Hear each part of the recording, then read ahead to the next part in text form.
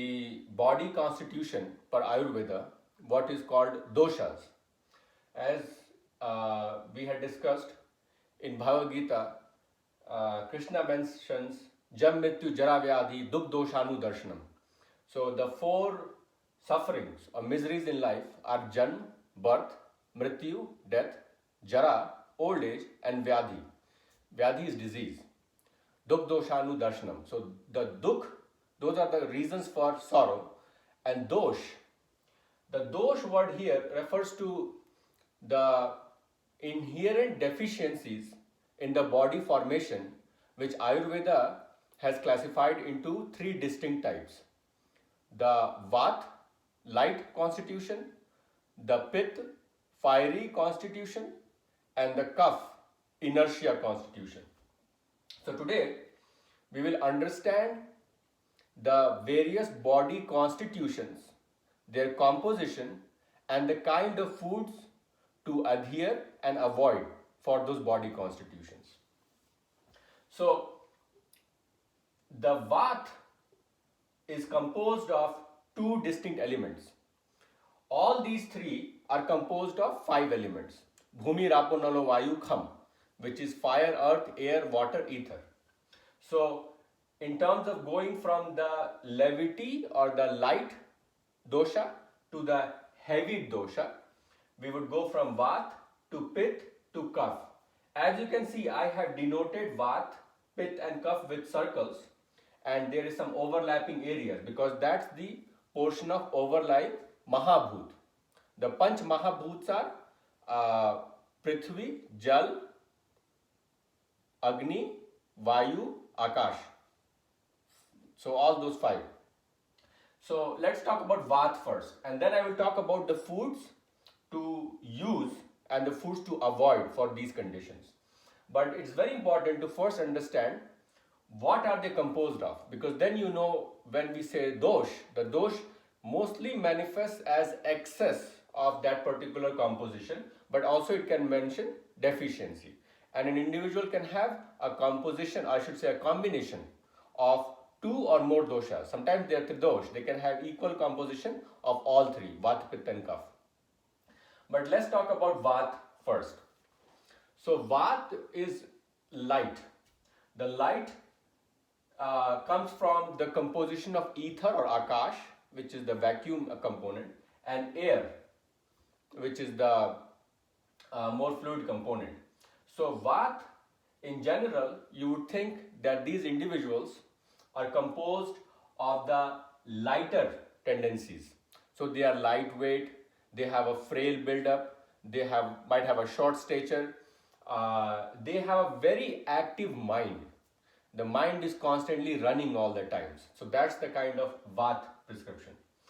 Pitta is composed of a little bit of air, that's why I have denoted it in the air region, but also Pitta is mostly composed of fire and water. So Pitta translates into bile, but Pitta here refers to the hypercatabolic digestive Agni. Agni is the fire that helps to digest the food. There are five kinds of Agni, but the one we are most concerned about is the Jఠragni or the epigastrium fire that helps to digest the food. So Pitta is composed of predominantly of fire and water, but has a little bit of air in it as well. Now come to the last one. The last one is Kapha, which is composed of the most sthul, the most sthir elements.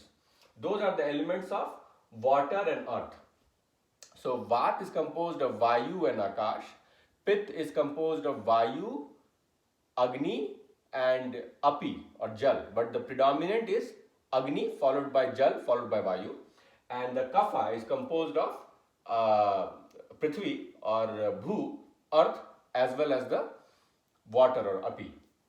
Now it's very important to know the character of these five to understand what kind of traits or digestibility in the terms of foods that they will create.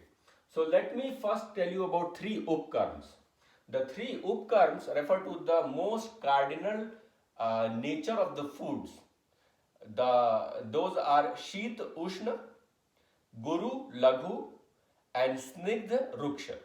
Sheet is cold, Ushna is hot. Guru is difficult to digest, and Laghu is easy to digest. And Ruksh is dry, Snigdha is full of moisture and succulent. That would be the right word. Okay, so ether, let's think about some characters that these there are 10 distinct Guru Vaid gunas or distinct characteristics that they have used to describe these Mahabhuts. But let's talk about the basic ones because those are the important ones in terms of determining what kind of food we eat. And why is there a correlation? Because the idea is that Panch Mahabhut, this body is made up of those 5 elements. Just like Earth has 70% water, our body has 70% water. If there is some imbalance, then there will be manifestation of that tridosh or that particular dosh. So ether, the things I want you to remember with ether are first that it is sukshma. Sukshma means it is subtle. And the second one that we want to remember is Vishad. Vishad means that it is having friction. Now, air will have the same Sukshma and Vishad, but in addition to that, you will see that the qualities will keep increasing as we go from the lighter to the heavier elements.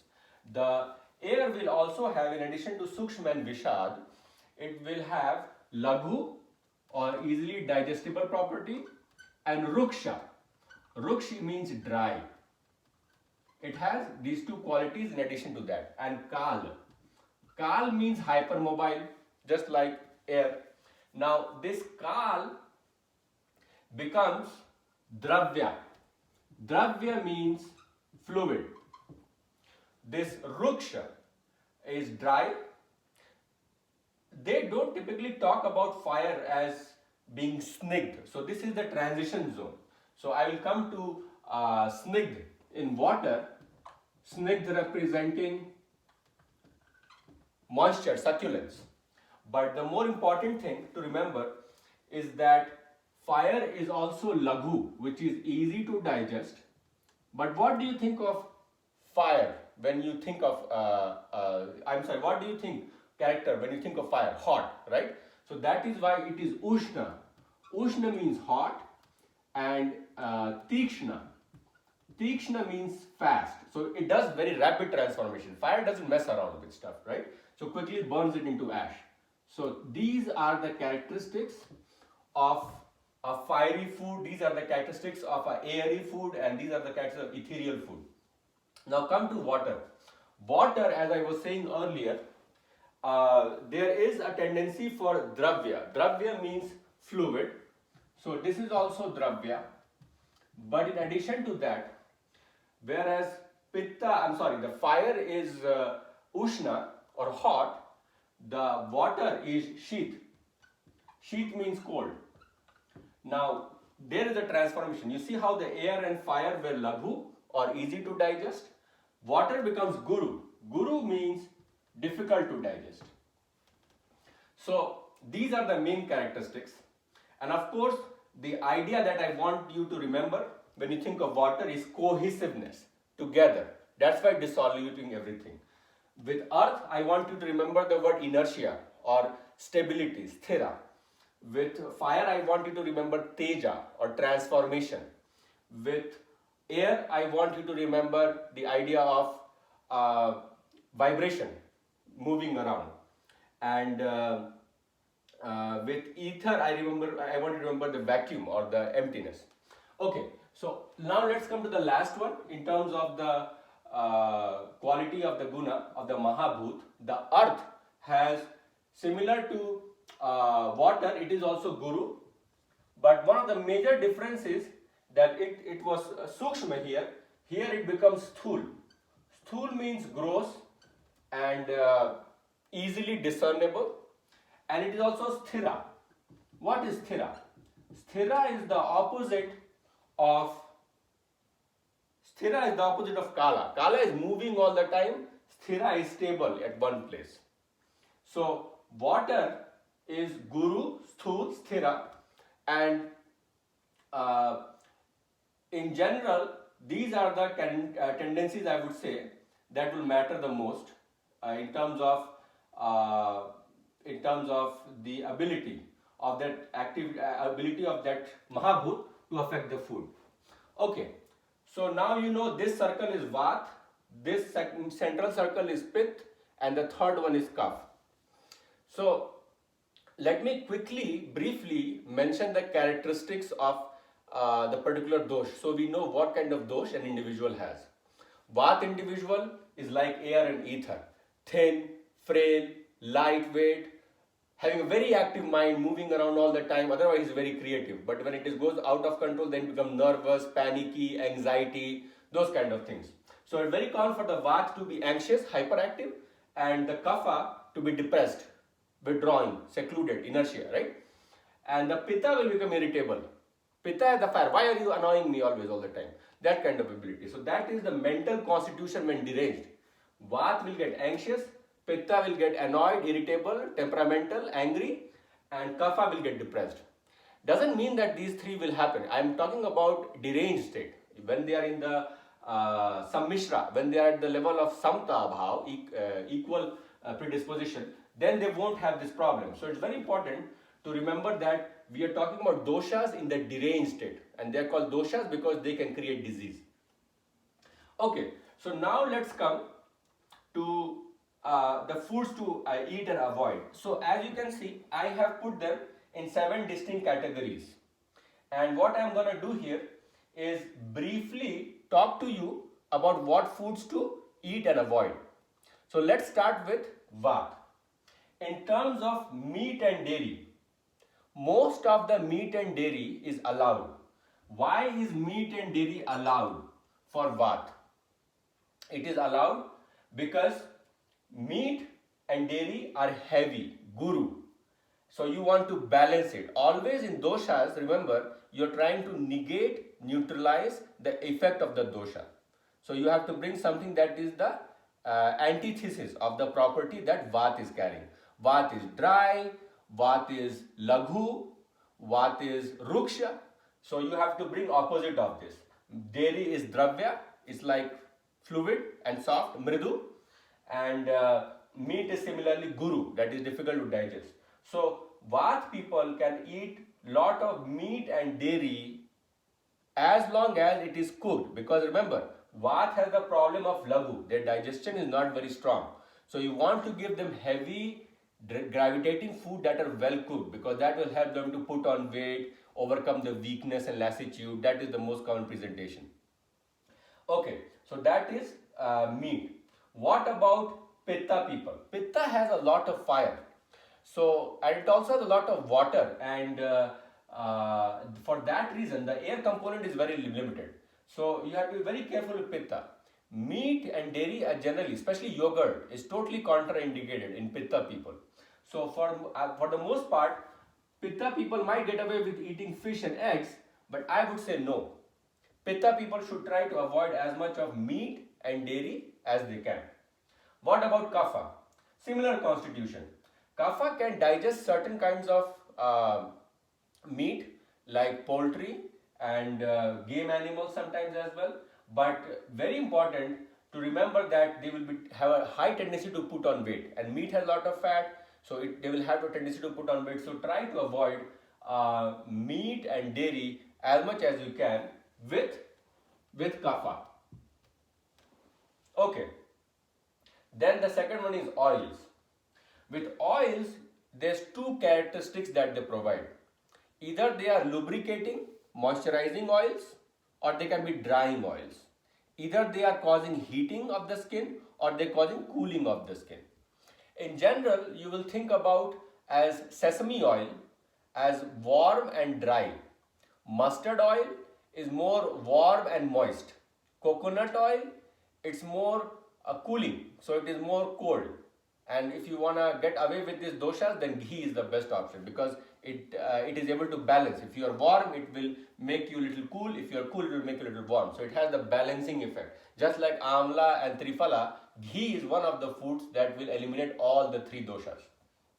Okay, so oil, these people are what? They are sheath also. I should say that air is cold, right? So there is sheath. Sheath is cold. So you want them to give some oils which will cause heat. So the best oil that these people can use will be things like ghee, obviously, but also things like olive oil. The oil that I would recommend for Pitta people who have a lot of heat is obviously coconut oil, because coconut oil, jojoba oil, mirra oil, all these oils are going to be very cooling. The Kapha people need to increase their metabolism, because inertia is provided by, what is Kapha? Earth and water. Mix them together, becomes mud, very sticky. Inertia, doesn't want to change. Once it dries, it becomes concreted. So you want them to have something that will liquefy the problem. So coconut oil was for Pitta people. Mustard oil is the best oil for Kapha people. But as I said, you can use ghee in all the three. And in general, what to avoid? Well, any oil that is refined. In general, the sattva, remember that this does not coincide with sattva, rajas and tamas. Some people say, oh, Vata is sattva, Pitta is passion, rajas, and Kapha is tamas. Well, the description might work for the tamas of Kapha and Pitta. But Vata itself doesn't mean balance. Vata means movement. So you have to remember that you cannot directly correlate the gunas with the doshas. Okay, so in general, sattva is when you eat the food which is freshly prepared. So anything that is refined, baked, I would say bakery, processed foods, refined foods, processed foods, those kind of things are generally considered not good. So refined oils, margarine, those kind of oils you have to avoid. Similarly, processed meat you have to avoid most of the times. I would recommend not eating meat at all from the Bhagavad Gita reasons, but we're just talking about the dietary habits of the doshas. Now, third one is sugar. What sugar is allowed in Vata? Well, Vata, you can you can eat small quantities of fresh juice. So sugarcane juice, that would be fine. In terms of Pitta, again, you can have a small quantity of freshly prepared sugarcane juice, but also you have to remember that refined white sugars are going to increase the inflammation. Pitta is the state of inflammation, and Kapha is the best state to be in of all the three. The third one is, of course, the Kapha. The sugar that I would recommend is honey. Honey is amazing for Kapha, but honey does not do very well with Pitta. Now the fourth one, as you can see, is fruits. So fruits, obviously, some people will say eat fresh fruits and vegetables, obviously, but you have to remember the kind of fruits. That will make the difference here. These people are Vata, they are airy people, they need to be grounded. So they will do better, and they are very dry. So they will do better with succulent fruits, snigdha. But more importantly, you have to remember that air is, Vata is laghu, digestion is very weak. So for that reason, you have to bake them, cook them, stew them. If it is a pear, baked pears. If it is a prune, stewed prunes. If it is applesauce, it is cooked applesauce. So see what I'm saying? You have to make sure that they are succulent but cooked, because then the easy to digest them. They will do extremely bad with foods which are either dry. Dry fruits are not good. That's why the seeds and nuts, they cannot eat a lot of it. They have to eat dry stuff. Dry stuff will exacerbate the ruksha of the vata. So you cannot do that. Okay, so fruits, I said you have to cook, bake, stew, any sort of heat, because they like warmth. Whereas the Pitta people are just opposite. They like cold. So you have to go for something that is able to pacify the Ushna, because remember there is Ukshna and Tikshna in the fire. So you want to have something that is succulent like melon. You can have something that is very soft, mridu, like pear, plum, and all the crucifers by the way. So cabbage, cauliflower, celery, coriander, all those are great for fruits, and they do very well with raw green vegetables, the Pitta people. So I would say raw in general. The Vat was cooked in fruits. The people with Pitta are needing the raw fruits and juicy fruits, snigdha. These people also need snigdha. What about the kapha? The kapha does not need snigdha. Snigdha is uh, too much of succulence. They already have a lot of congestion. What is the pathognomic finding of all three, by the way? Vat is air. So Vat is movement, too much of movement. Air is moving in places it should not be. It is in the belly, you are getting flatus. It is in the joints, you are getting the joint pains. It is in the head, you are getting the headache, body pains. All this is manifestation of Vat. Pitta, fire, digestion. Hyperactive catabolic fire of Agni. So it is digesting everything. So much so that you are hungry all the time. But the pathologic findings will be hypersecretion, diarrhea, ulceration, reflux, anything that you think of pro-inflammation, always trying to attack the body. So that is the characteristic of Pitta, hemorrhoids. Then the Kapha people are congested, impacted because there's too much of secretion. So you can think of phlegm, but also you can think of things not moving because Vata is moving too much and Kapha is not moving at all. And Pitta is burning a lot. So Kapha I would say is formation of phlegm, congestion. You can have varicose veins. You can have any place where there is no movement of the retrograde ejaculation for that matter. So those kind of things, urinary retention, anything where it's not moving, the fluids, you think of all the 7 dhatus, the ras, rakt, mans, majja, med, asthi, shukra, and then think about things not moving. That will be the congestion, obstruction, problem of kapha, transformation, hypersecretion, inflammation, problem of pitta, and movement, dryness, problem of vata. So vata skin is very dry by the way. Kapha skin is very soft and well moisturized. And pitta skin will be usually red and rashy a lot of times, like mine. Okay, so that is the third one. So we talked about fruits. These people are eating what we call snigdha. Remember the snigdha. Snigdha is like succulent, having a lot of juice in it. Whereas because the nature of the kapha itself is that it is too much snigdha, succulent, because of the combination of water and earth, you want it to be dry fruits. So dry fruits are fine, but in general, apples will work. Anything that is sour is also good because sour has a lot of enzymes, right? So that will liquefy and break it.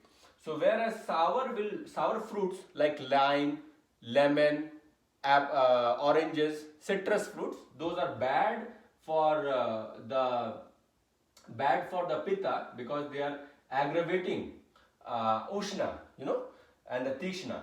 Whereas in terms of kapha, the sour fruits are good. So you can add here citrus. Citrus is a great example. Now let's look at the last vegetables. Very similar to fruits. You want the fruits, the vegetables here to be boiled and steamed. And another thing is, remember what is Vat? Vat is about air, light. So anything that is growing underground, that is grounded in the earth, is good. So they will do very well with sweet potatoes, pumpkin, squash, all those things. Not the nightshades. Nightshades in general, peanuts and nightshades are not considered good. So by nightshades I mean things like normal potatoes, brinjal, tomatoes. Well, tomatoes when heated will work for vegetables, so I don't want to confuse you. But remember that vegetables you want them to be boiled, steamed and under the ground. Things like pumpkins, squash, but not potatoes. Whereas for pitta, you want the vegetables to be green. Again, remember what I talked about? Cruciferous vegetables, celery, chard, bok choy, things like your coriander, cabbage, cauliflower, all these crucifers and things which are raw and green are good. And they can eat it raw as well, no problem. But in general, green leafy vegetables are a great way to pacify the pitta, because that green is guru, that is difficult to digest, and laghu is because it can digest anything, so it will keep it busy for a long time. Otherwise, if you give them cooked food, they'll quickly eat it and they will feel hungry again. So sometimes they can have putting on weight problem, so you have to be very careful. Greens are a good option to control weight in the pitta. The third one is, of course, vegetables in the kapha. As we were talking earlier, kapha is sthira and sthul. So again, kapha can do well with green vegetables, raw greens, but the main caveat is that do not do too much of the greens. Otherwise, they will have a tendency to put on weight. Kapha has always a tendency to put on weight. Anything if you eat in excess will have extremely putting on weight tendency for kapha, for a pitta, for a vata. So in general, you should try to eat in moderation for both pitta and kapha. Of course in vata too, but in general those two are affected more. So we talked about the vegetables. Grains. Well, grains are easy. You know, grains, you can eat some grains which are always good. So things like oats are considered good for Vata, but you can also add things like jasmine rice, your amaranth, and quinoa. Those are the main ones. So those ones I can write across the board. So you remember amaranth, you don't even need a distinction here. You can just add all of these here. You know, so that's a good thing. Amaranth, quinoa, and rice. Those will work, no problem. What will not work? Millets are generally not considered because they are difficult to digest. They are not considered good for the Vata people. And of course, the more rice you eat, like jasmine rice, they will tend to put on more weight, the Kapha people. But in general, the good options will be amaranth, khaskhas, quinoa, barley. Again, barley is considered good for Kapha people, whereas oats is considered good for Vata people. Anyways, so those are the main things. The main point to remember in grains is that grains are well digested by most of the doshas, as long as you're not giving millets to the Vata people. But millets do very well with other folks. Last one is legumes. Legumes, the problem is they are guru, they are difficult to digest. So the legumes, you can give moong. That's the only thing that because lagu, moong dal, that will work for Vata people. But in general, legumes you cannot give to the Vata people. Things like kidney beans, garbanzo beans, pinto beans, no. Nothing will work. They will have a hard time digesting. That is why you will see when people eat beans, they will form a lot of gas. Not good for them because they already have a lot of air in them. So you want to decrease the air. You can give them moong and small moderation amounts if you are kind of giving legumes. Whereas the pitta people will do okay with most of the beans because they can, remember the legumes are guru foods. They are very difficult to digest. So those people will do well with all the beans that you can feed them. But of course moong dal is again a good option. But any of the beans are fine as well. And same for the kapha people, you can feed them beans. But remember again, too much of legumes, if given to the pitta people, will aggravate the pit, and same way too much of legumes and beans given to the kapha people will aggravate the dosha. So briefly to cover it up, we will make more videos on Vata, Pitta and Kapha, but this was mostly focusing on the type of diet to take for the dosha.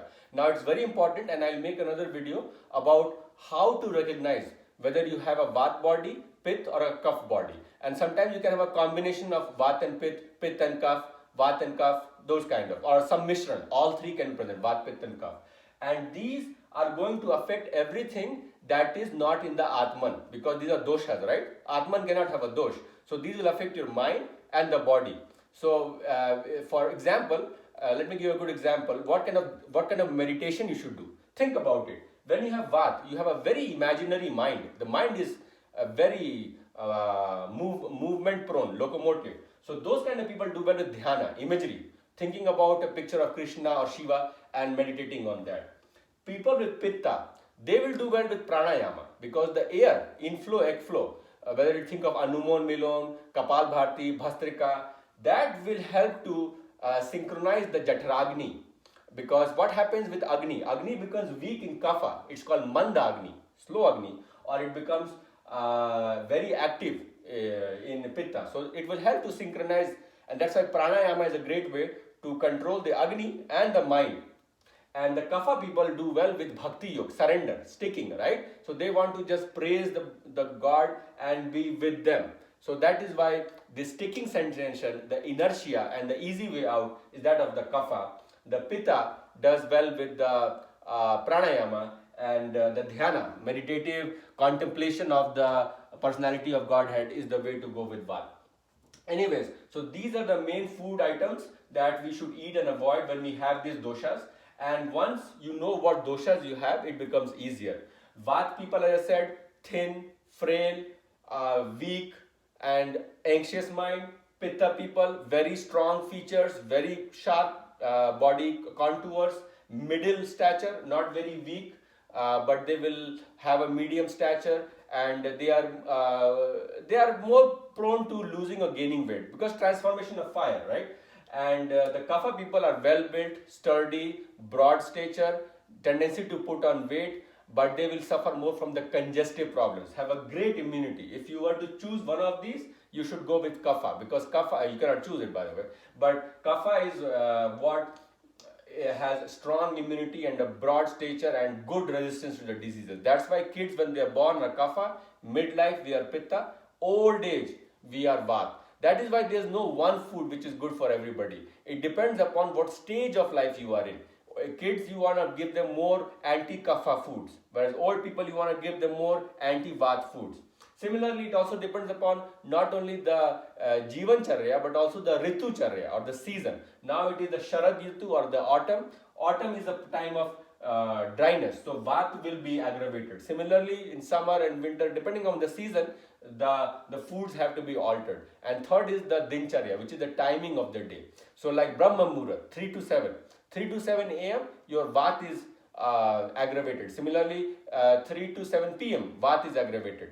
But 7 to 11, the Kapha is aggravated. And when you think about the Pitta period, that is the period from 11 to 3 a.m. and p.m. That is the time when the body needs to digest the food, and that's why you need to rest. When you are resting, you're letting the Agni, all the body blood, go to the digesting the foods and creating the rasa, which is the first component of the dhatus that are formed.